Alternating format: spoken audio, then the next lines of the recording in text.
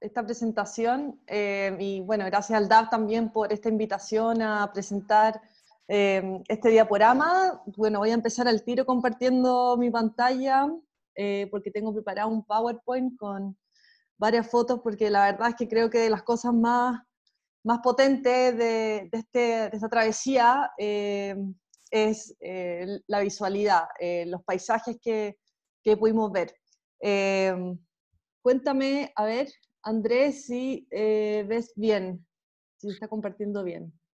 Se ve la A ver, presentación, espérame. pero no sé, ahí sí, ¿Ahí sí? ahí sí. Ya. Bueno, entonces, este es el afiche que hicieron ustedes, ¿no es cierto?, para presentar este diaporama. Voy a partir contándole un poco quién soy yo. Bueno, yo me llamo Paula López. Empecé a subir cerros y montañas cuando entré a la universidad con los cursos de Ernesto Olivares.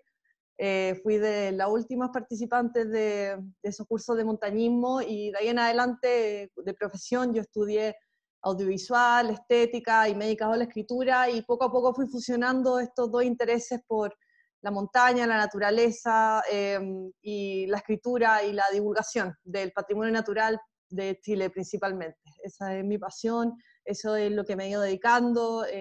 Escribo para distintos medios de comunicación.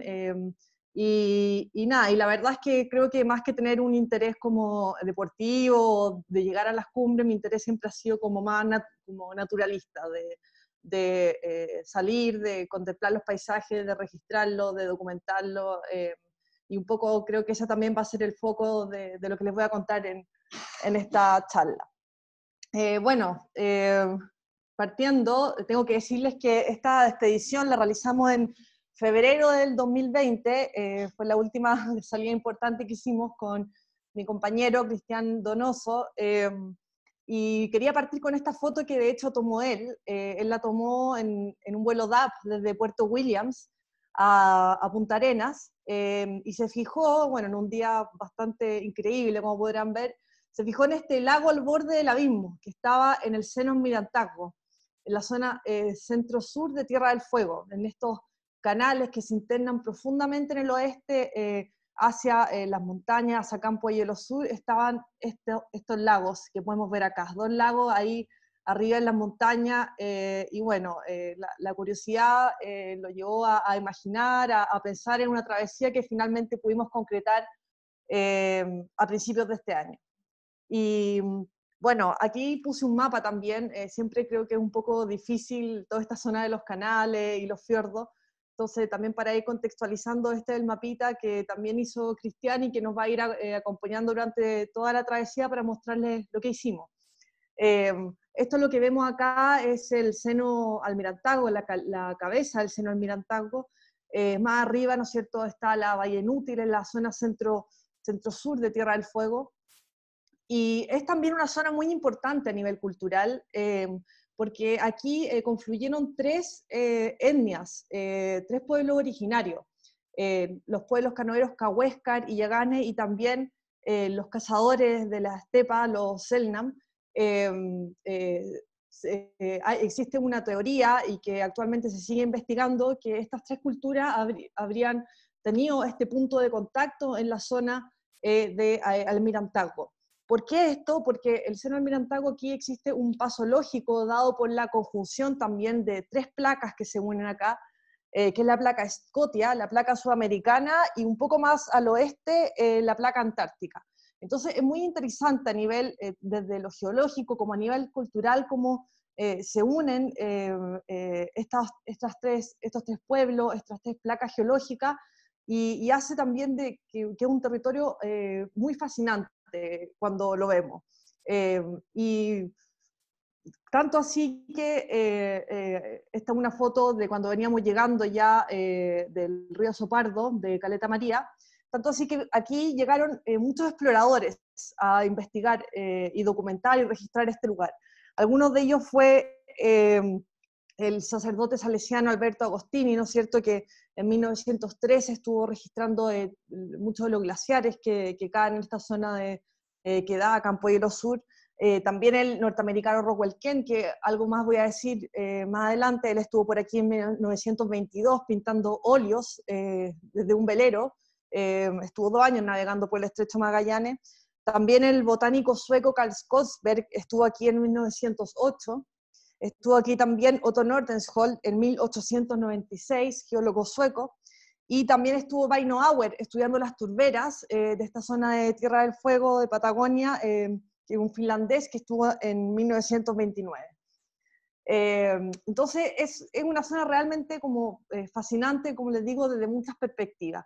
Y otra cosa que a mí en lo personal me llamó mucho la atención es que Tierra del Fuego en general tiene como una idea de que es un lugar como de estepa, ¿no es cierto?, más bien plano, donde están las estancias ovejeras, y pasa que cuando nosotros volamos desde Punta Arenas hasta Pampa Huanaco, que es el aeropuerto donde aterriza DAP, te encuentras de pronto en una zona absolutamente limítrofe, donde empieza a cambiar el paisaje, y donde pasas de esta zona plana, de las estancias ovejeras, de tonos amarillos, ¿no es cierto?, de horizonte llano, liso, como este imaginario tan cargado que tenemos de la Patagonia esteparia, y de pronto las alturas comienzan a crecer, los cerros comienzan a ser mucho más altos, más acantilados, los bosques también van ganando altura, y en eso, después de unas 2 horas y tanto de camino de tierra, te encuentras con esta vista, el atardecer. La desembocadura del río Azopardo, la cabeza del seno Almirantazgo, Caleta María. Bueno, también este es efectivamente el fin del camino.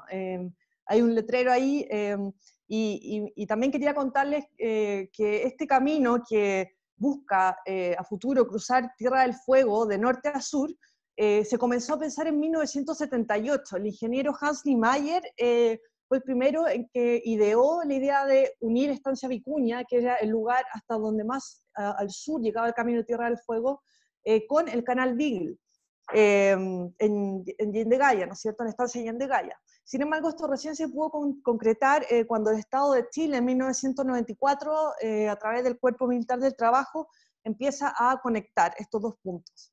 El camino recién llega a Caleta María, que es este punto donde nosotros logramos llegar en auto al final del camino, en 2014. Entonces, se pueden imaginar que es un territorio cuando uno va llegando que efectivamente se ve muy prístino, se ve muy salvaje, se ve muy deshabitado, porque además aquí confluyen 3 parques nacionales.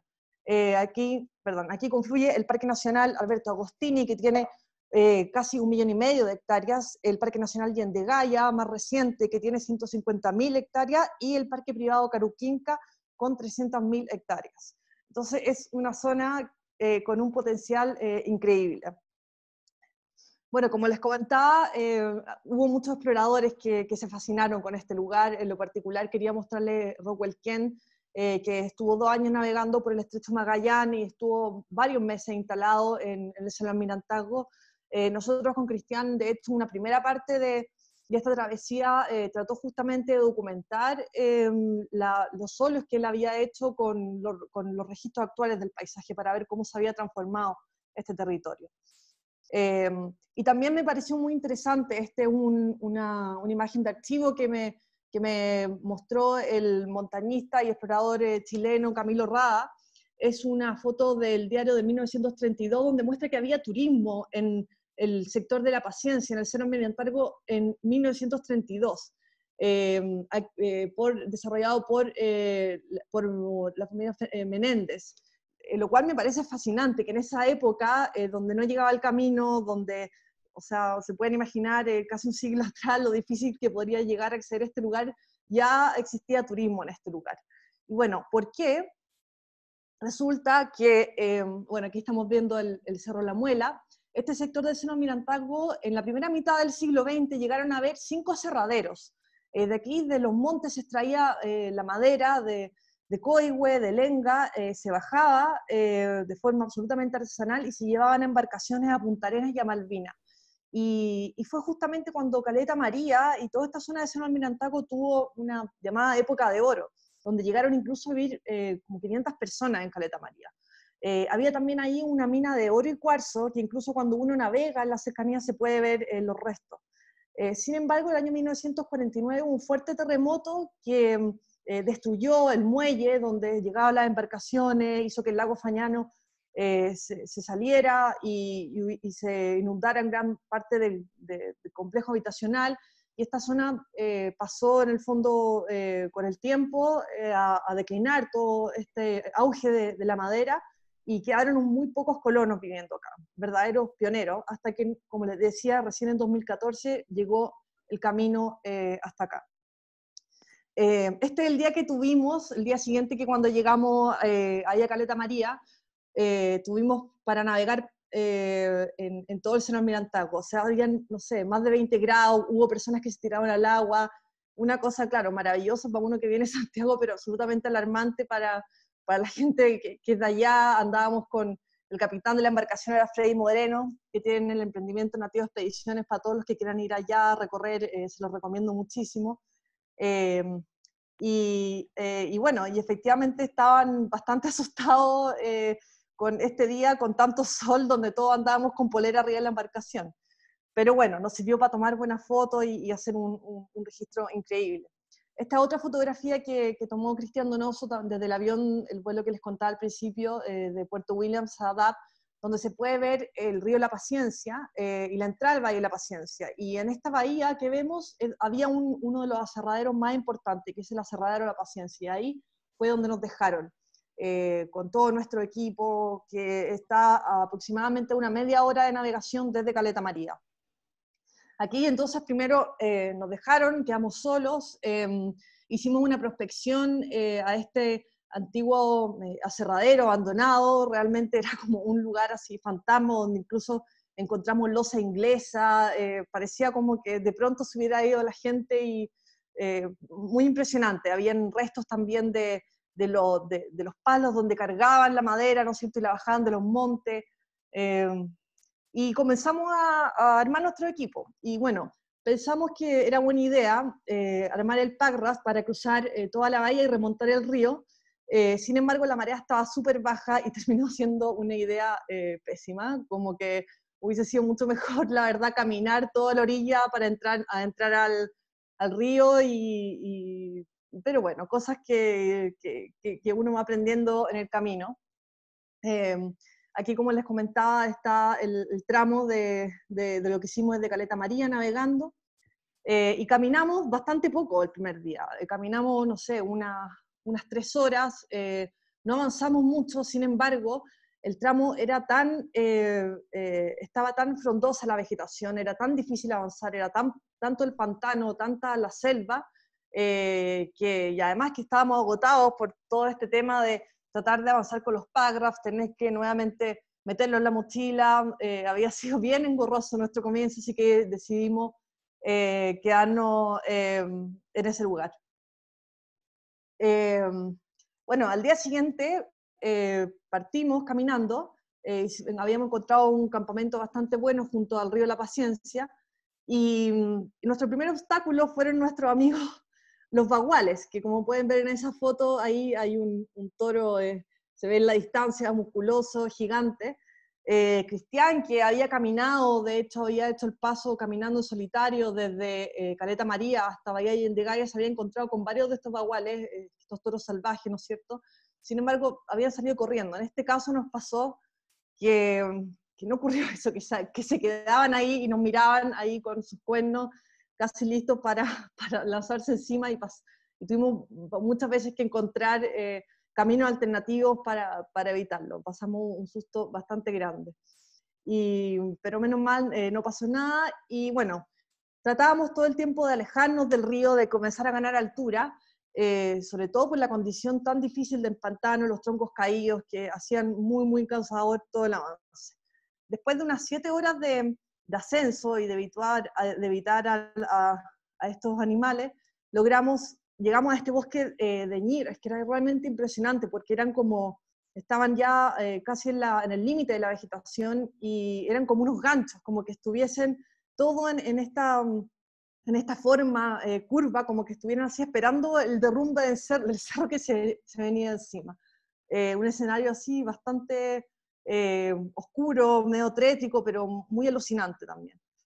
Así que logramos salir de la línea de la vegetación, logramos tener una vista más extensa, y nos encontramos con este sendero que parece un sendero hecho, pero entre la piedra y la laja, pero eran los guanacos, que fueron nuestros verdaderos salvadores de esta travesía, porque fue gracias a ellos y los senderos marcados que ellos nos dejaban que pudimos avanzar muchas veces con mayor facilidad. Finalmente llegamos a un portezuelo y ahí decidimos armar un campamento. Después de ya haber caminado todo el día, encontramos esa vega, habíamos ganado como más de 600 metros de altura y armamos un campamento ahí cerca del agua, quedamos súper bien, nos hicimos una buena comida reponedora, llevamos unas verduras que nos duraron varios días y que siempre las agradecimos mucho, y después tomarnos ya unos mates a dormir al día siguiente. Y aquí el mapa nuevamente, vemos lo que habíamos avanzado el primer día y lo que avanzamos el segundo día. Bueno, al día siguiente nos tocó un día realmente maravilloso, o sea, para hacer esta zona de la Patagonia creo que tuvimos muchísima suerte con el clima. Y nuevamente ahí los guanacos los escuchábamos a lo lejos dando los alaridos, los gritos de alarma, que unos extraños andaban por ahí. Y comenzamos a bajar el portezuelo y tuvimos por primera vez la vista al lago Oeste, que fue realmente una maravilla. Aparte con este día fascinante que teníamos, fue una bajada súper fácil, sin ninguna dificultad, junto a un río. Llegamos a la orilla, nuevamente una playa con piedra, laja labrada, preciosa, y al frente, como pueden ver, la cordillera de Darwin, y la Sierra Valdivieso ahí frente a nosotros. El objetivo teníamos que cruzar todo el lago para luego ascender hacia el Cerro La Muela y llegar al lago siguiente. Ahí tuvimos una vista también muy impresionante del Cerro La Muela, que es esta montaña que teníamos siempre visible y que es una montaña que nunca ha sido escalada, no tiene ascenso registrado. Cada cara que nos mostraba era cual más impresionante que otra. Y justamente al otro lado de este como portezuelo que se ve estaba el lago que teníamos el lago Este, que era el segundo lago que queríamos llegar. Bueno, vale decir que todo esto, toda esta ruta la diseñó Cristian Donoso, no habían registros previos de que se hubiese hecho la ruta completa y solo teníamos dos cartas, que era la carta del IGM y la carta de Camilo Rada, que es en la que está basada el mapa que le he ido mostrando. Y claro, como es una ruta de exploración, las curvas de nivel, todas esas cosas, a veces no son muy precisas, pero hasta aquí habíamos tenido bastante suerte. Nuevamente los senderos de Guanaco por el costado de este lago nos ayudaron mucho a avanzar en esta parte. Llegamos a un bosquecito de Ñire, que era realmente precioso, o sea, era un paisaje así como del sueño, y cada vez nos íbamos acercando hacia el final. Hasta ahora sin ninguna dificultad, hasta que nos encontramos con esa pared que se ve al fondo, que ya era imposible seguir caminando, y menos mal andábamos con un packraft, porque de hecho al principio yo ya me di cuenta que iba tan cargada que tuve que dejar en un depósito mi packraft, porque pesaba más de como unos 4 kilos, y yo dije, o sea, yo no voy a lograr hacer esto si voy con tanto peso, así que menos mal, teníamos un packraft y con ese packraft logramos cruzar los dos. Primero Cristian cruzó las mochilas y luego cruzamos los dos juntos y pudimos atravesar ese último tramo del lago que de otro modo hubiese sido imposible. Bueno, seguimos caminando, ganando altura para acercarnos a la Muela. La vista realmente bonita. Este lago tiene aproximadamente un largo de unos 4 kilómetros. Y las formaciones de rocas, el cambio, la transformación, como iba cambiando el paisaje, como muy rápidamente pasamos a un paisaje de alta montaña, era algo muy fascinante. Nos empezó a agarrar el atardecer ahí en lugares de lo alto. Esta es la foto que usé de portada, ¿no es cierto? Y aquí ya tuvimos una vista muy bonita a toda la cabeza del Senal Mirantagua. El otro canal que se ve allá es el Fiordo Parry, y la isla Tres Mogotes también. Ahí se ve más claramente la isla Tres Mogotes, donde de hecho se encontró una momia cahuéscar hace algunos años ahí. Y la cordillera de Darwin, los glaciares detrás, una vista muy sobrecogedora.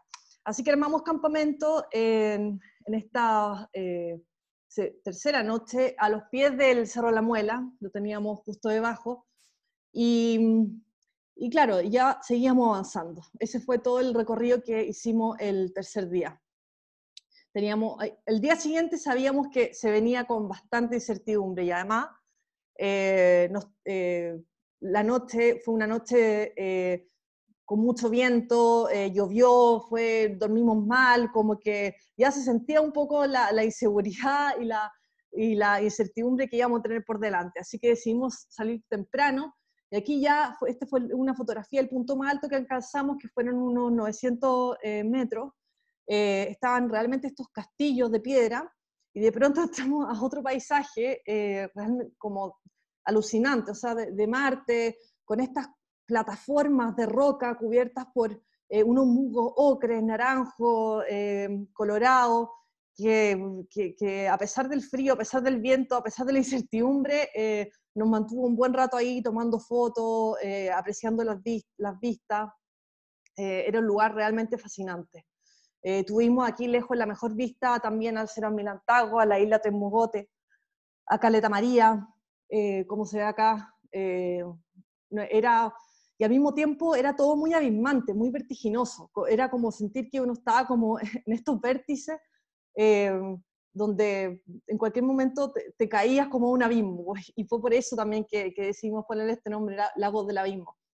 Y bueno, aquí tuvimos una vista al lago que como pueden ver, efectivamente el lago termina y cae, no sé, 1000 metros hasta el mar, en una cascada. Aquí hay un detalle, una cascada que cae directo hasta el mar, y la verdad es que estábamos un poco preocupados porque decíamos, chuta, si vamos a tener que hacer lo mismo que en el otro lago, agarrar el pack raft y tener que cruzar un tramo del lago con el pack raft en condiciones donde ahora hay mucho más viento, se veía el oleaje, no nos tincó mucho esa idea.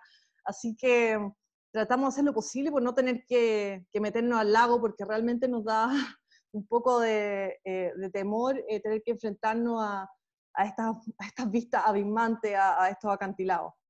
Ahí está mi cara de preocupación, pensando si íbamos a lograr o no bajar desde ese lugar. Porque claro, así uno se da cuenta, la exploración, en mi caso yo siempre he andado más como por sendas marcadas, o montañas donde no hay tantos obstáculos, ¿no es cierto? Y de pronto estar entregada a la incertidumbre es otra experiencia que te ocupa mucho más espacio mental, que también cansa, y eso era algo nuevo para mí. Fue un desafío importante enfrentar en esta expedición. Acá hay más vistas de estas placas de roca que les comentaba, los colores, eran verdaderas graderías, era algo muy impresionante de ver. Y ahí comenzamos a bajar bordeando un poco el glaciar que caía del Cerro La Muela, y a ver qué había abajo, cómo íbamos a llegar al borde del lago que claramente no tenía la facilidad de ese portezuelo campestre que habíamos tenido cuando bajamos el lago Oeste. Esta grada era realmente como un coliseo, algo muy, muy, muy bonito, muy fascinante de ver. Andrés, yo no sé si de repente, yo no veo las preguntas, no veo nada, así que si de pronto quieres interrumpir o hay algo como que Mira, precisar, tú me comentas nomás. como la mayoría son wow, impactante, alucinante, maravilloso, toda la ruta. Ah, Ya, pero mira, hay un par de preguntas por ahora, pero pueden esperar, yo creo, un poquito al final. Dale. genial. Así que nada, seguimos bajando paso a paso, tuvimos que sortear algunos neveros, qué sé yo, nada de mucha dificultad, la verdad. Hay que pensar que nosotros acarreamos todo nuestro equipo, la comida, entonces habíamos decidido ir sin crampones, porque pensamos que no íbamos a tener que montarnos sobre ningún glaciar. Entonces teníamos que realmente tomar un camino que evitara cualquier tipo de riesgo. Y íbamos bastante bien, hasta que llegamos definitivamente a este punto, donde decimos, ¿por dónde, mi chica, vamos a bajar aquí?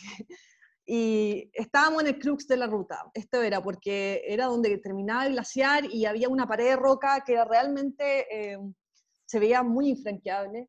Y Cristian partió a hacer una prospección a ver por dónde podíamos bajar. Y estábamos en eso cuando de repente aparecieron nuestros amigos los cóndores, que al parecer nos vieron como, oye, estos animales perdidos en la montaña, parece un buen almuerzo.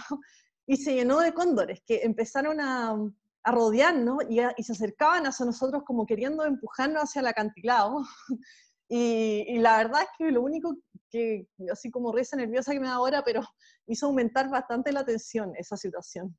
Los cóndores acercándose, esperando su almuerzo, estos animales que ojalá se cayeran precipicio abajo y se pegaran un buen festín.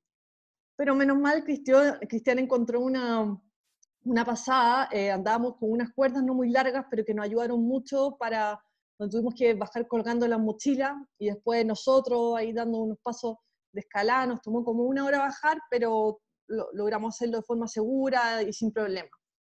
Y ahí ya llegamos muy contentos, nerviosos también, pero habíamos vencido a los pajarracos que nos acosaban, habíamos vencido el cruce de la ruta y ya sentíamos que estábamos más cerca de lograr nuestro objetivo. Y así, pues nos fuimos acercando al lago este, ahí se ve una cascadita que cae, unas vistas realmente increíbles, pero también muy, muy abismantes, muy, muy vertiginosas, como les decía. Y en eso vimos esta perticita que nos llamó mucho la atención, estaba ahí refugiada entre las rocas mientras bajábamos un acarreo largo, como de 500 metros, y que fue como de las pocas aves que vimos, de hecho, en la ruta. Como que este fue un viaje fuera de los guanacos, bueno, y de los cóndores, como bastante libre de animales y bastante, como no escuchamos muchos cantos de pájaros, entonces esta perticita que estaba ahí nos me llamó mucho la atención. Bueno, finalmente de un largo carreo logramos llegar a la orilla del lago este, y entramos a otro escenario muy raro, muy extraño, como de unas piedras, unas rocas gigantescas, como pueden ver acá, que parecían verdaderos como monolitos así lanzados desde el glaciar hacia el lago. Esta es una foto que me gusta mucho. A todo esto, todas las fotos que le he ido mostrando son de Cristian Donoso. Él fue el fotógrafo de la expedición, yo fui más bien la cronista. Y detrás estas lenguas glaciares que caían directamente casi al lago, hacia este paisaje algo, no sé, como que ya no tengo adjetivos para describirlo, pero ustedes mismos lo van viendo. Aquí este es un momento muy feliz que teníamos en el día, porque habíamos llevado unas quesadillas y mate como a modo de ración de marcha, almuerzo, y la verdad es que era el momento que siempre nos devolvía el espíritu al alma por el frío, el viento, la incertidumbre. Darnos ese momento, calentar la quesadilla y el mate, como que no humanizaba en este escenario donde no habían humanos, o sea, por supuesto no nos encontramos con nadie, y a veces parecía realmente que estábamos en otro planeta, o sea, no. Eh, Seguimos avanzando por una ruta donde fue un poco difícil porque muchas veces había que meterse al agua, como eh, avanzar por lugares muy empinados, nos quedamos enganchados en las ramas de Oñire, era bastante cansador, y de pronto entramos a esta parte que realmente era como, yo no conozco Islandia, pero me imagino como esos paisajes nórdicos así, de fotos que he visto de Islandia, con esto como musgo, estos colores verdes, esta bruma, este gris y estos glaciares que caían, algo muy similar a eso. Como les digo, no sé, uno avanzaba media hora y que el paisaje cambiaba profundamente. Logramos, como ven acá, caminar todo el lago, que también tenía como un largo similar al lago este, unos 4 kilómetros, y si bien todavía no era tan tarde, eran como las 6 de la tarde, decidimos armar campamento en ese lugar porque había mucha neblina y teníamos que subir un portezuelo y no se veía nada. Así que dijimos, mejor descansemos acá, y ha sido un día intenso, largo, y sigamos al día siguiente. Ahí podemos ver todo lo que avanzamos. Como ven, dimos la vuelta ahí a todo el lago este y quedamos en su sección norte. Al día siguiente, alegremente, un día lindo. Habíamos quedado súper mojados, así que nos sirvió para secar las cosas. Aquí en esta foto anterior incluso pueden ver al fondo, nosotros veníamos bajando desde ahí atrás. Esos como puntas, como castillos que se ven son esas fotos que les dije donde el punto de mayor altura. Desde ahí habíamos bajado el día anterior y cruzado todo el lago. Secamos las cosas y partimos caminando para un nuevo desafío que era, teníamos que cruzar 3 portezuelos ese día, para finalmente desembocar en el Valle de Ver, que nos llevaría a la Bahía de Jackson, donde terminaríamos nuestra travesía. A medida que ganábamos altura, el paisaje se transformaba, aparecían estos espejos de agua de colores turquesa, un nuevo azulé increíble, producto de la lluvia, un paisaje nuevamente de muy alta montaña, y ahí siempre mirando, bueno, por dónde, por aquí, por allá, no, ya, no había sendero, no había ruta marcada, así que siempre pensando, imaginándose, o sea, asumiendo, ahí Cristian era el que tenía la gran expertise, yo en eso lo seguía nomás, la verdad, pero con verdadera intuición él podía ir dándose cuenta cuál era el paso mejor, cuál era la senda correcta, y la verdad es que lo hizo muy bien, o sea, yo tenía como una brújula en ese sentido metida adentro, porque yo hubiese sido creo que muy incapaz de encontrar una ruta más adecuada para esto. Finalmente llegamos arriba y pudimos ver pudimos volver a ver el Valle de la Paciencia, que era, como les decía, este infierno que habíamos pasado el primer día con los baguales, los pantanos, las castoreras, y volvimos a verlo, y nos recordó, bueno, lo difícil que había sido, pero fue increíble verlo como desde esta otra perspectiva, como que ya se nos había olvidado ese lugar. Eh, y nuevamente los senderos de Guanaco nos ayudaron mucho para cruzar todo este sector. Ahí se pueden ver muy bien, parecen como líneas de termita o de hormiga, pero son senderos marcados de los guanacos que caminan, y además que los guanacos, bueno, como nosotros, siempre estaban buscando como o una vega o agua o un valle mejor, entonces era también una muy buena señal de que por ahí va la ruta, de que en el fondo que si lo seguíamos probablemente no íbamos a llegar a un camino sin salida, sino que a buen puerto. Este lugar para mí fue el más maravilloso de toda la ruta. Era como, no sé, un laguito de altura, habían patos, habían guanacos nuevamente, habían flores, habían estos bosquecitos de ñire, hacía como calor. La verdad es que yo aquí me hubiese quedado todo el día.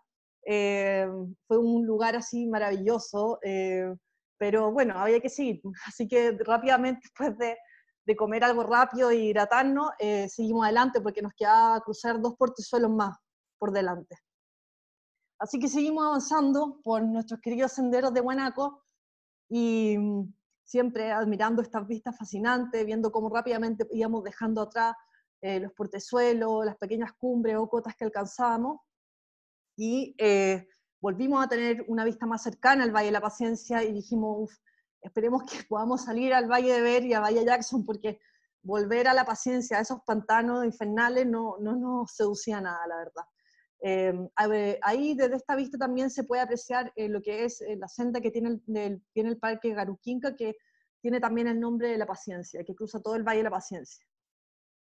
Aquí podemos ver más de cerca también el desastre que ha hecho los castores en todo este sector de pantano, y que Caruquinca también está haciendo muchos trabajos al respecto, investigación. Y bueno, finalmente logramos avanzar, bordear el Cerro Diamante, que es un cerro muy bonito que hay por ahí también, cruzar al otro portezuelo y aquí comenzar a entrar en el Valle de Ver. Bajamos y después de esta larga caminata, haber cruzado 3 portezuelos, un nuevo mate, las últimas quesadillas que nos quedaban para recuperar un poco de energía, siempre un buen momento. Y de pronto nos empezamos a encontrar con los grandes ingenieros de este lugar, que son los castores y sus castoreras. Y fue realmente increíble, porque más allá, o sea, ustedes pueden ver aquí la represa de esta especie introducida desde Canadá, cómo está realmente dejando, o sea, amenazando el ecosistema, la biodiversidad, y además de estas represas construidas, y aquí estos vestigios así realmente se comen todo, podíamos ver cómo en otros sectores que estaban mucho más prístinos, los castores ya estaban generando pequeños como canaletas, en el fondo, que iban directo a destruir el bosque siguiente. Era algo realmente devastador, amenazante, muy complicado. Aquí una nueva imagen de los efectos de los castores en este territorio. Tienen que pensar que este es un lugar completamente aislado, rodeado de vegetación prístina, y que los castores aquí están haciendo totalmente de la suya. Entonces, realmente no fue una alerta, fue como algo muy fuerte de ver. En contraste, por ejemplo, a estos bosques maravillosos de Lenga, eh, que, o sea, eran realmente, o sea, todo, el aroma, el olor, la textura, la sensación del aire, de la oxigenación de estar ahí, era algo muy especial. Bueno, aquí ya estábamos en el famoso Valle de Ver, lo habíamos alcanzado, estábamos muy felices. Lo que se ve al frente es la Sierra del Dragón, que también se puede, hay unos trekking que se puede como caminar por encima, y estábamos, si todo andaba bien, estábamos a un día de llegar a nuestro destino. Y de hecho en las cartas no solo nos mostraba buenas noticias porque decía que desde el punto donde estábamos, que era donde pusimos la carpa, había solo 50 metros de nivel con Bahía Jackson. Lo cual decimos, bueno, entonces nos debe quedar un último tramo bastante amable. Sin embargo, no fue así. Eso fue todo lo que caminamos el día anterior. Como les contaba, son 3 portezuelos que tuvimos que cruzar, y finalmente comenzamos a bajar y nos acercamos ahí al lo que se ve Valle de Ver, Río de Ver. Teníamos que llegar abajo y luego ir hasta la Bahía Jackson. Y las cartas ahí mostraban, bueno, unos 50 metros de nivel. Sin embargo, después de llegar como a la línea del bosque, nos dimos cuenta que había un acantilado que realmente parecía muy infranqueable, o sea, lleno de bosques, con unos ríos muy correntosos, se veía muy, muy complicado. Y además que ya no nos quedaba comida, o sea, no habíamos comido la última cena, nos quedaban unas pocas barras de cereal, entonces la idea de, si no podíamos poder cruzar ese punto, iba a ser muy complicado volver por el Valle de la Paciencia, era también incierto, entonces fue una situación bastante de tensión, sobre todo, como les decía antes, para mí que uno está más acostumbrado a seguir una ruta, seguir algo que ya se ha hecho varias veces, que uno sabe, bueno, por aquí en este caso era paso a paso, de incertidumbre absoluta, y bueno, había que confiar, había que seguir adelante, no había... Finalmente logramos pasar ese lugar difícil. Cristian nuevamente encontró un paso ahí escondido que nos permitió sortearlo sin mayor dificultad, y empezamos a ver estas cascadas preciosas en un día de mucha lluvia, de mucha humedad, de mucho frío, pero también muy especial. Ya veníamos cansados, nos tocó enfrentar nuevamente los pantanos, las castoreras nuevamente. Nos tuvimos que meter, al menos yo creo que me saqué las botas ese día unas 10 veces para cruzar el río de un lado a otro. Y siempre que pensamos que íbamos a ver Bahía Jackson, llegábamos a una cota a mirar y no, venía más pantanos, más ríos que cruzar, fue bastante desesperante. Pero finalmente llegamos a la Bahía Jackson, era donde se veía esta cascada, con ese glaciar arriba, y llegamos también a esta colonia de elefantes marinos que maneja la WCS, Parque Caruquinca, estos animales que son realmente muy, muy, muy impresionantes, y que han llegado aquí, que tienen sus crías, y aquí fue donde finalmente finalizamos nuestra travesía.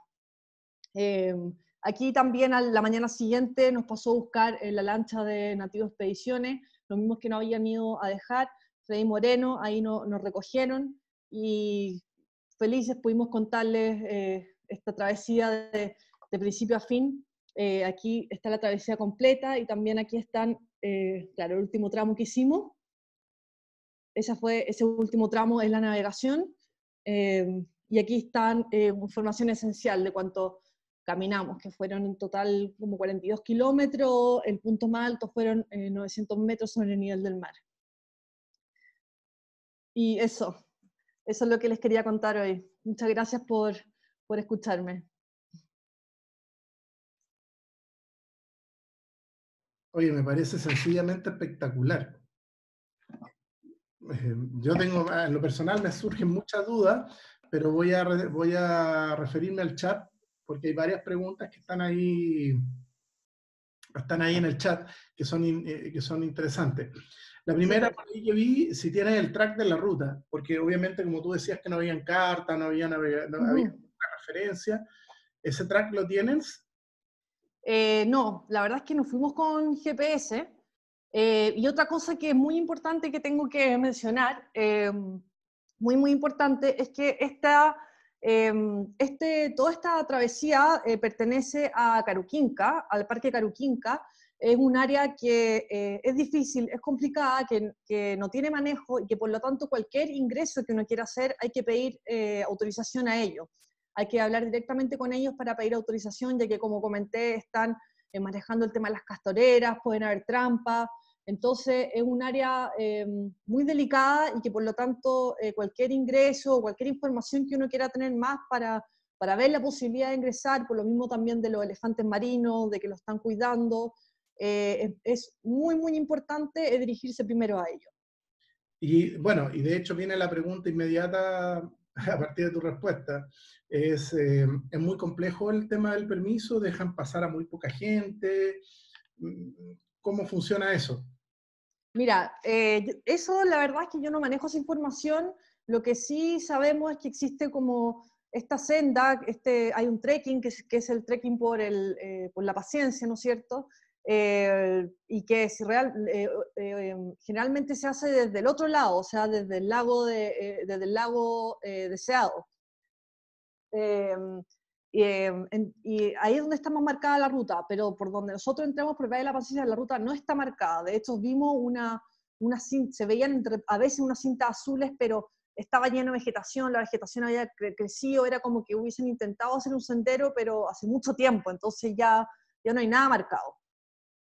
Esto fue realmente una exploración, no es como un trekking así marcado, no se escucha. Entonces, por lo que tú pudiste ver, o sea, en el fondo hay que ponerse en contacto con quién dijiste. Con el Parque Caruquinca, de WSS. Parque Caruquinca, sí. Ellos tienen página web y cualquier información hay que solicitarle y preguntarla directamente a ellos para ver las condiciones en las que está el parque y si se puede entrar o no.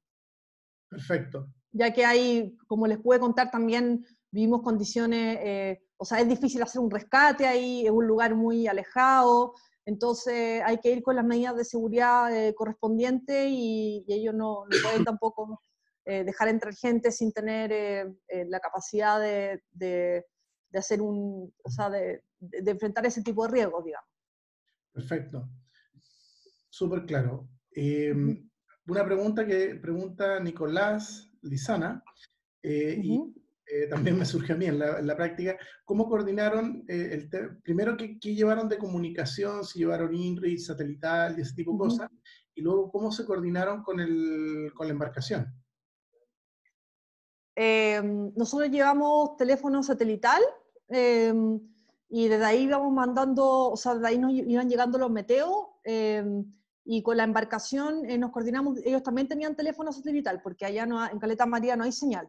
Entonces, a través de mensajes de teléfono satelital así nos coordinamos. Y de hecho no sabíamos bien dónde íbamos a llegar, entonces hubo ahí hacer toda una maniobra de que nos sacaran por otra parte de la que habíamos pensado, pero finalmente pudimos comunicarnos y salió todo bien.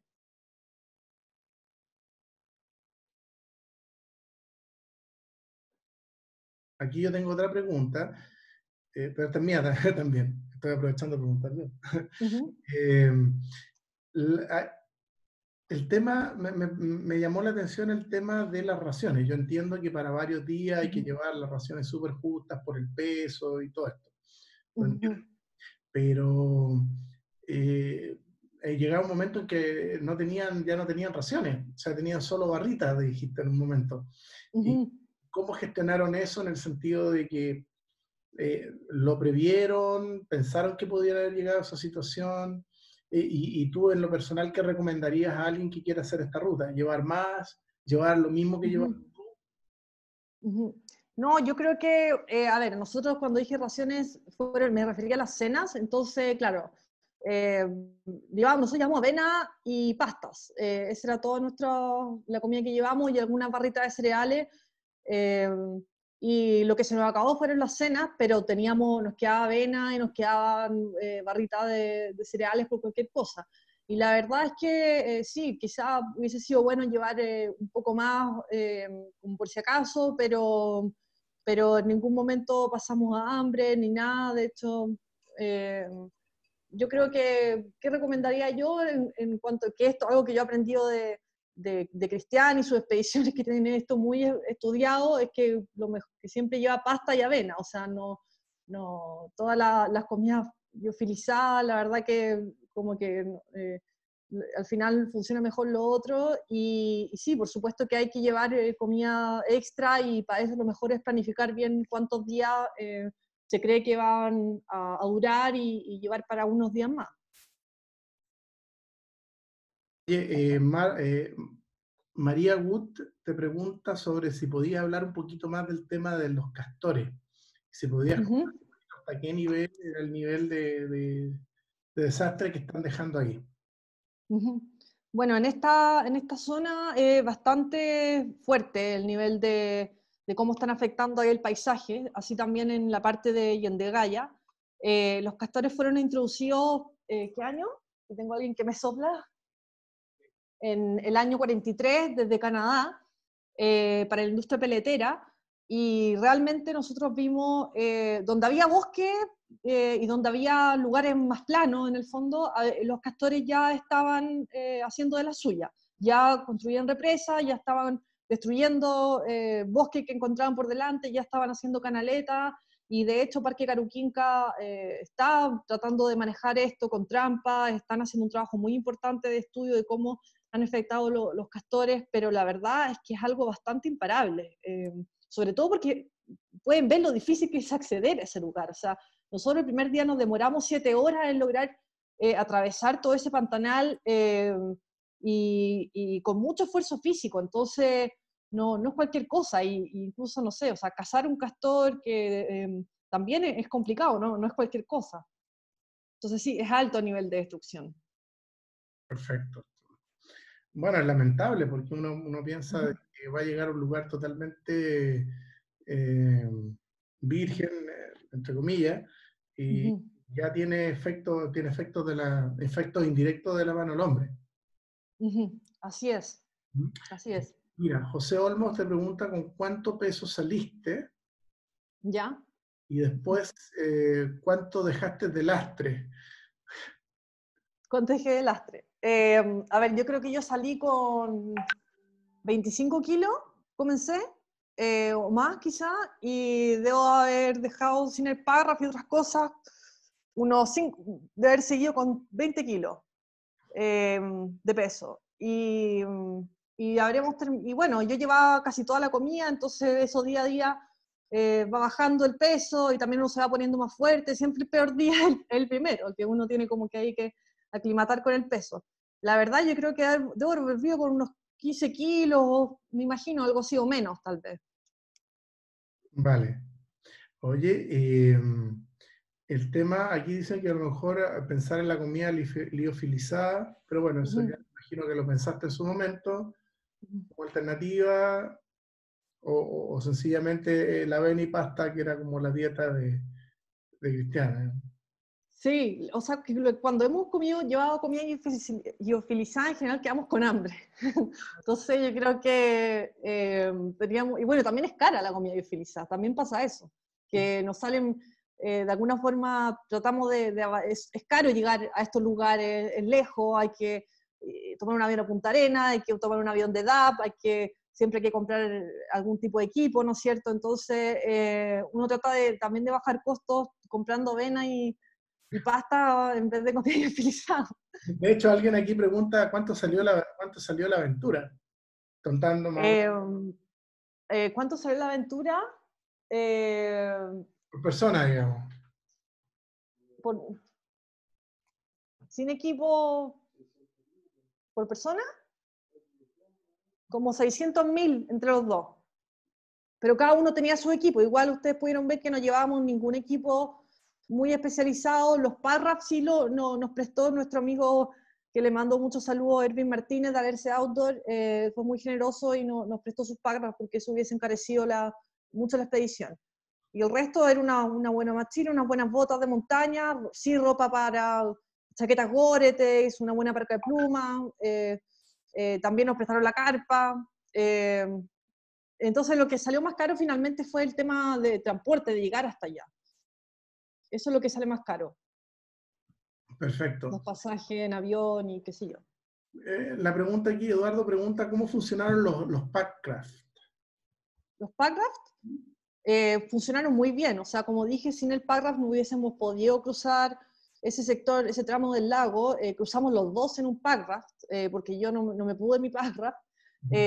Pasó Cristian con las dos mochilas muy cargadas, pero no es una embarcación para remontar un río como intentamos al principio, como para, con la marea baja nos quedamos enmancados, era complicado, no había tanta movilidad, o sea, no es para lugares con corriente, digamos, es para eso, para cruzar un lago, una cosa específica, puntual, o para ir por un lugar sin mucha corriente. En ese contexto funciona muy bien y soporta bien el peso. Perfecto. Oye, aquí Emilio pregunta si tienen pensado hacer otros proyectos en la zona de Timauquel. ¿De Timauquel? O sea, siempre nos encantaría, a los dos nos encanta la región, esa zona, y estamos pensando, ahora estamos quizás pensando más en la zona de Aysén, en Patagonia Occidental, pero siempre estamos con varios proyectos en la cabeza y de repente resulta uno.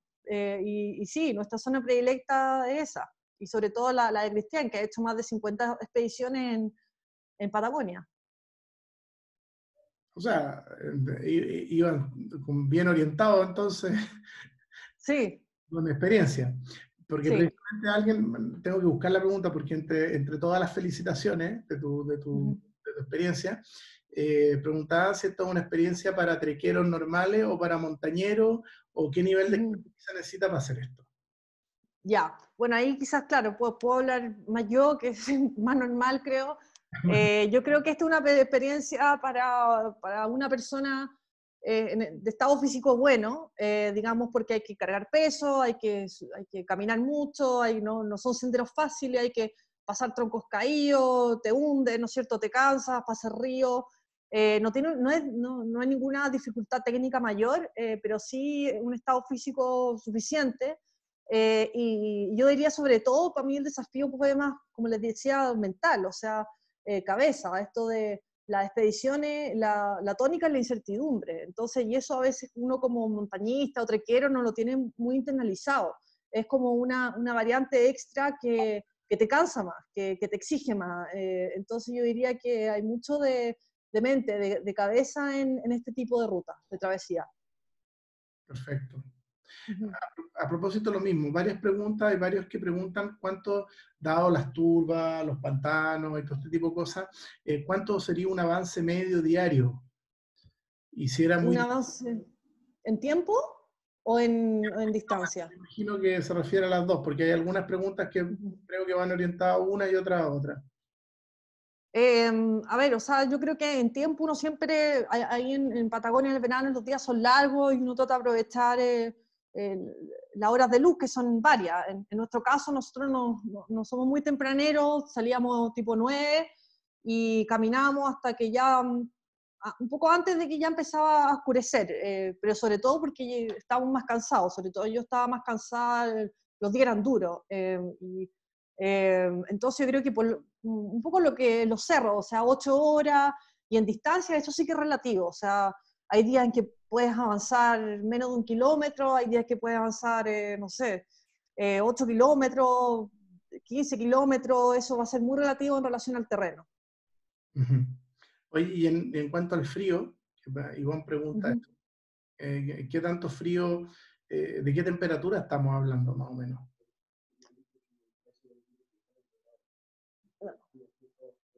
Ya. En cuanto al frío, la verdad es que yo no pasé frío. Yo creo que yo soy más normal también.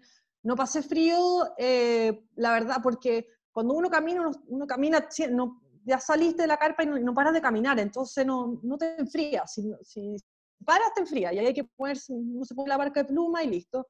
Y una vez que llegáis al campamento, armas tu carpa y te metes al saco y ya no tienes más frío. Y lo que sí es que habían días en que llovía, como suele suceder mucho en estos lugares, y es tanta la lluvia y es tanta la humedad que no importa la chaqueta, Gore-Tex que tenga, vas a estar mojado igual. Entonces, también, más que frío, es más psicológico, porque si te mantienes en movimiento, aunque estés mojado, no te va a helar. Pero ahí es como mentalizarse, bueno, voy a tener que caminar mojada todo el día, pero en lo personal no recuerdo haber pasado mucho frío, he pasado mucho más frío, no sé, en el norte, en Santiago, en los cerros de Santiago en invierno, en travesías invernales. La verdad es que aquí no tuve una experiencia de frío así muy fundamental. Perfecto. Philip pregunta si recuperaron el material que dejaron el primer día en el aserradero. Sí, lo recuperamos, menos mal, es muy importante recuperarlo y lo teníamos en mente porque hicimos un depósito ahí arriba de un árbol para que los zorros no se lo llevaran y Freddy tenía que ir a buscar en la embarcación a ir a dejar a unas personas a La Paciencia y ahí pudimos recuperarlo. Así que recuperamos todo bien, estaba todo en el mismo lugar. Perfecto. Oye, vuelvo a los Packraft. ¿Es indispensable para este viaje llevarlo, tenerlo, disponer de ellos? Sí, ¿O hay otro? en esa travesía, como decía, ese tramo del lago que era un muro acantilado, no se podía pasar de ninguna manera a pie. Había que pasarlo por el agua. Y no era menor, en el fondo, no era cruzado. Había que tener algún tipo de embarcación. Perfecto. Mira, voy a leer aquí, ahí Franz Müller pregunta, la pregunta es un poco larga, pero la voy a leer textual porque es más fácil así. Acá, 3 no socios viendo la presentación, increíbles, felicitaciones, una fuente más de inspiración. Nosotros planeamos hacer esta misma ruta la segunda semana de noviembre, si se puede por temas sanitarios, evidentemente. Pero ya hemos hablado con Nativo Expediciones, nuestra intención sería salir por Deseado y no por Jackson. ¿Cuántos días estimas que esa ruta con el desvío a Deseado, y si el lago este parece más accesible que el este, cómo lo ves tú? Voy a tener que pedir ayuda acá a Cristian, que está al lado mío. ¿Escuchaste la pregunta? No, que si para hacer la ruta por el lago Deseado, ¿cuánto tiempo tomaría y si habría que entrar por el lago este o el lago este directo?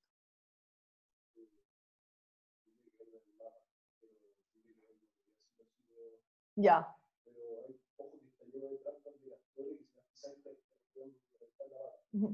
Bueno, aquí me dice mi compañero que no podría dar un estimado, que tendría que verlo en el mapa, y también alerta que hay muchas trampas de castores en ese sector, y que si uno pisa una trampa de castor te puede volar una pierna, un pie. Entonces hay que tener mucho ojo con eso. Entonces nuevamente insisto, por favor, esta es una ruta que pertenece a Parque Caruquín. Cualquier ingreso que uno quiera hacer, hay que hacerlo con ellos, hay que verlo con ellos primero.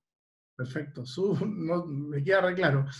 Oye, con esto ya como que se me quita un poco la gana. Oye, pero ¿cuánto gas, aquí Marco pregunta cuánto gas o cuántos balones de gas llevaron? ¿Cuánto gas llevamos? ¿Cuánto gas usamos? ¿Dos? Dos. 2 balones solamente. Dos balones de... Sí, sí, pero grande o chico.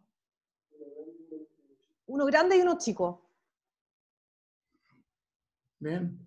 Sí. Oye, otra pregunta que apareció Pablo Heuser, si con el tema de la humedad no tuvieron problemas con las parcas de pluma. ¿Con la humedad?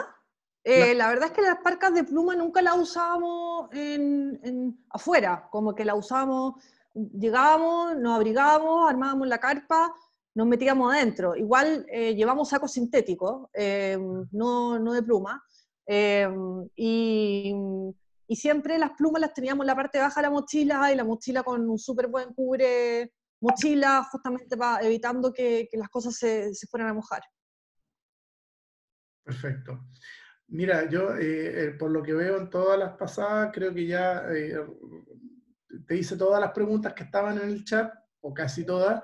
Si hay alguien que no se vea que le falta, por favor, que por micrófono la haga directamente. ¿Y por qué es difícil? ¿Por qué es difícil, Paula? Porque en el chat, después puedes ver, tienes miles de felicitaciones. Sí, qué bueno. Ya tienes muchas felicitaciones por la aventura. ¿Ya? Desde hasta que si te pierdes los alienígenas no te encuentran hasta el año 3000, Sí, es verdad, sí, tal cual. hasta como frases tan lindas como que increíble, y también alabando el esfuerzo físico que requiere todo esto, porque el esfuerzo es no menor. ¿Mm? Es verdad, sí. Fue, bueno, para mí en lo personal, que no estoy acostumbrada a las expediciones y soy una caminante más nomás, creo, que le gusta hacer deporte y eso, yo creo que de las travesías más exigentes que me ha tocado ser, pero también la más bonita, o sea, la más fascinante, la más escénica, la más desafiante, pero de una belleza única, realmente. Sí. Así que qué bueno, estoy muy contenta que el público también lo note eso y lo perciba. Qué bueno. Sí, no, sí, es que con las fotos son espectaculares, de verdad. Oye, aquí apareció una última pregunta sobre los Packraft, de nuevo, si los alquilaron o cómo accedieron a los Packraft. Los parras fueron prestados por un buen amigo, un muy buen amigo que tenemos, porque las expediciones se hacen también con buenos amigos, que hay mucha gente que tenemos que agradecer, que hizo que pudiéramos hacer esto. Y los parras, no sé si se ve, si alguien lo alquila o arrienda, sé que hay tiendas que lo venden como volcánica. Eso es lo que puedo decir. La verdad que no sé si estarán disponibles para arriendo. Habría que ahí investigar un poquito. ¿Y sabes cuánto vale uno más o menos? ¿Qué? ¿Cuánto vale un packraft? ¿Cuánto vale un packraft? ¿Con todo el equipo? Como 800.000 pesos vale No. un packraft, sí. Ese es el valor más o menos con el equipamiento. Pero son realmente embarcaciones buenas y Nada. Oye, ¿en qué época del año consistentes. hay mucho viento? También aquí Connie Muri está preguntando eso también. Ujú. Yo creo que esta fue una buena época, nos tocó viento, pero en las partes como más altas, como en estos lugares que se veían más de alta montaña, y tampoco un viento insufrible, digamos, un viento normal, yo creo, de estar en la montaña patagónica. Y yo creo que, como, o sea, en general en esta zona es mejor ir eh, cuando hay más luz, ¿no es cierto? Como en invierno, claro, el clima es más estable, pero hay menos horas de luz. Nosotros en este caso privilegiamos el verano por el frío y también por tener más horas disponibles para caminar, pensando en la incertidumbre, que quizás también yo voy a tener que ir más lento, por eso. Perfecto. Oye, mira, yo creo que ya he cubierto casi todas las preguntas de alguna u otra forma. Eh, Ujú. También si alguien quiere hacer alguna pregunta directa que sienta que no se haya respondido, puede hacerlo sin mayor problema. Ujú. ¿Mm? Sí, mientras tanto yo quería agradecer especialmente a Pablo Comer por toda su ayuda en esta travesía, a los amigos de Nativo Expediciones, a Erwin Martínez por el préstamo de Packraft, también ¿ah? A María Inés Martínez también por todo su cariño, su generosidad y bueno, a toda la gente que nos ayudó y fue muy generosa para llevar a cabo esta expedición. Perfecto. Oye, Paula, nada más que, bueno, felicitarte y también, o sea, tanto por la aventura en sí misma, como por la gentileza que has tenido de compartirla con el DAB y también con todos sus socios y no socios, los que se Ujú. conectan todos los martes de alguna manera religiosamente al ciclo de Diaporama. Así que, no, nos vamos súper felices, yo me voy súper motivado. Qué bueno, bacán. Aquí está Cristian, que también va a saludar, va a decir adiós, que participó y las fotos son de él y me ayudó mucho con las mapas. Así que, Ah, ¿qué tal? Oye, gracias, felicidades, ¿ah? Ah, que no te escucha. Sí, sí, ahí sí escucha. Oye, muchas felicidades por la aventura. Gracias, ¿Mm? muchas gracias. Oye, pues bien, no sé, ¿alguien más, pregunto, hay alguna pregunta adicional que alguien más quisiera hacerle a Paula? Si no, ya daríamos por finalizado este diaporama. Y mientras alguien se anima, si es que se anima alguien, dejarlos invitados para el próximo martes, que no va a ser algo tan galáctico como esto, pero es para todos aquellos que quieran recordar, o ya sea recordar o que tengan ganas de hacer el San José, vamos a contar esa ruta. ¿Ya? Así que tiene otro tipo de, otra cosa totalmente distinta, mucho más doméstico, mucho más cercano, pero no por eso también entretenido y con sus desafíos. ¿Mm? Bien, entonces, alguien preguntó, y con esto terminamos, muy importante, todas las páginas, o sea, los diaporamas, los grabamos y los dejamos en el canal del DAF. ¿Ya? Porque varios preguntaron, oye, yo quiero verla de nuevo, quiero volver a ver las fotos, quiero volver a disfrutarlo. Entonces, ahí en el canal del DAB, y luego también en la misma página del DAB, donde se publican los diaporamas, que es muy fácil llegar ahí porque en el lado izquierdo aparece un link, está también el link directo. ¿Ya? Entonces, están todos gran parte de las presentaciones que se han hecho en este ciclo de diaporama. Así que no solamente esta, sino que o gran parte de las que se han hecho en el pasado. ¿Mm? Buenísimo, estoy aquí leyendo los comentarios tan geniales, que no había visto ni uno. Sí, Qué no por eso. No por eso, y encontrar las preguntas entre medio se hace difícil. Sí. ¿Cómo sabéis por dónde ir? Gran pregunta. Sí, así es. Yo me preguntaba lo mismo. Todo a cada minuto. ¿Cómo? Alguien por ahí quería hacer rappel, ¿no? También. En una cascada por ahí querían hacer rappel. Sí, bueno, traíamos la verdad una cuerda ¿de qué largo? Una cuerda de 15 metros, que no alcanzó justo para bajar la mochila ahí en el cruce de la ruta, en distintos tramos. El parque aquí se llama Parque Caruquinca, que aquí pedían que lo repitiera. Y luego por ahí está, ya lo pusieron también por en el mismo chat, Gerardo también ya lo escribió. Sí.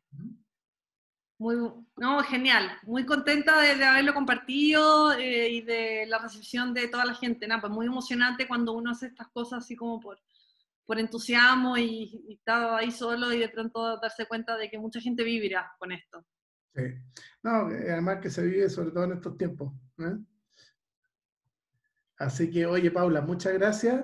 Y nada, esperamos contar contigo, participar, y siempre en el club estamos haciendo hartas iniciativas, así que te vamos a tener al tanto y en oraciones también. ¿Vale? Perfecto. Ya pues, muchas gracias. Venga, vale. Más de 130 asistentes, buenísimo. Ya, chao. Vale. Chao. Muchas gracias. Chao. Chao a todos, gracias, que estén bien. Se pasaron. Chao. Chaito, gracias. Chao, gracias de Punta Arenas. Gracias. Gracias. Pato Eisen.